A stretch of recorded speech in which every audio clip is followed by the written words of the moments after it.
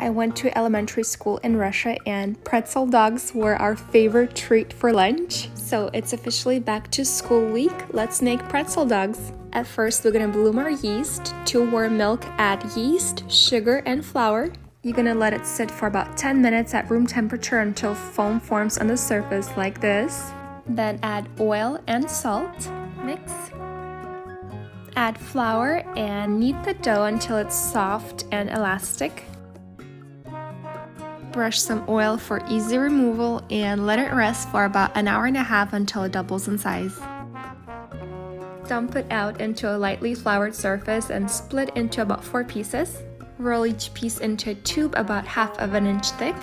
Roll around each hot dog and seal the edges.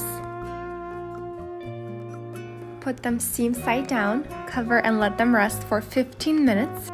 Brush melted butter and bake at 375 for 25 minutes. Brush more butter.